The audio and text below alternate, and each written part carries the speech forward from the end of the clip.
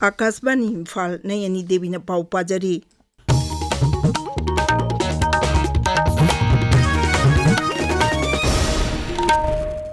Pradhan Mantri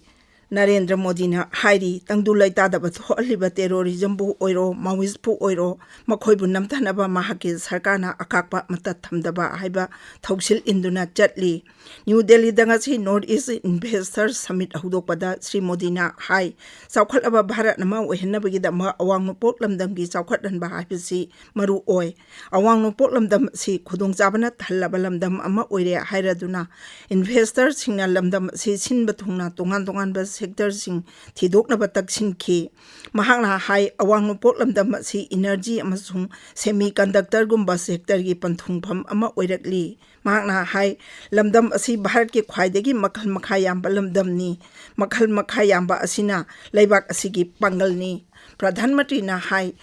is haibagi wahan thokdi empower act strengthen amasung transform haibasini mahakna hai matam amada awang nopok lamdam bu icham chamna frontier region kaurami haujikti growth ki mangjil thaba front runner oirakle Pradhan Mantri na hai awang nopok lamdam asi tourism gi mapung phaba package amani amasung lamdam asida malem gi oiba mifam sing concert sing amasung luhongbagi panthungpham oiba yabagi machak yamna lei Coordinating Committee on Manipur Integrity Kokomina Kawapung Nipunipan ki General Strike Hujik Sumakha Chathari Ngachinini Janba Numita Su Mahusagi Punsida Akaiba Thokle Kaithel amasung dukan jing hangnadre lambi da passenger puba yauna gari ayamba chendre General Strike Saugatpa singna mafam kayada lambi thingba ui Tampaki dai jila singda su General Strike asigi mami chauna tai hairi nataba thodok thokpagi paudi leite Regional Institute of Medical Sciences RIMS Imphal gi complex video assisted thoracoscopic surgery VETS decortication surgery mai pakna pangthoktuna analayeng gi lamda chawna khumang choksin bang ngamle surgery si thabak da tawba yamna phabam makhal gi keyhole surgery ni masi RIMS ki itihasta ahan baw ina pangthokpani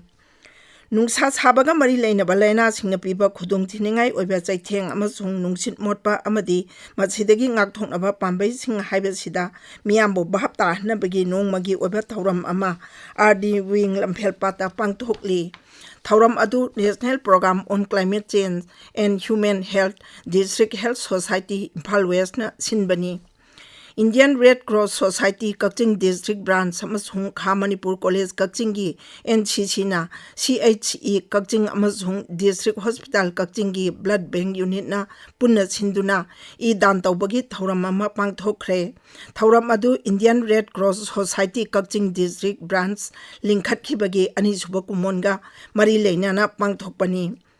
JP Infratech JP Associates Limited amasung atai singna yum leiba lakpa sing amadi sel thadaba mioi singdagi lupa koti lising tarani thoi namthak tawbagi case ta Enforcement Directorate na mafam kayada thiba humbagi thabak chathari Delhi NCR amasung Mumbai da leiba JP Associates amasung masiga mari leinaba singi mafam tara mangada thiba humbagi thabak chathari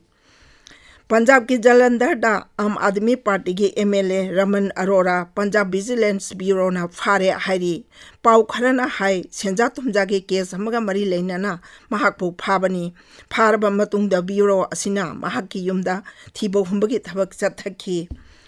Chhattisgarh da security force ka khut thongna bada Naxalite ama sire nongmai kapna bagi thodok adu Sukma jilla ki Kisram area da thokibani mafam adu da makhata na kanna thi humbagi thabak chathari Tajikistan amasung Kyrgyz Republic ta sanagadaba international friendly football match singidama Bharat ki sahi kulhumdoi makhagi nupagi national football team gi head coach Nausat Musana mioi kun mapan saba team ama lauthokre Bharat na June 19 da Tajikistan ga amasung June 19 da Kyrgyz Republic ka sanagani Bharat team asi June amadagi Kolkata da game tawduna leigani Team asida Manipur gi sanaroi kaya yauri Paulo jere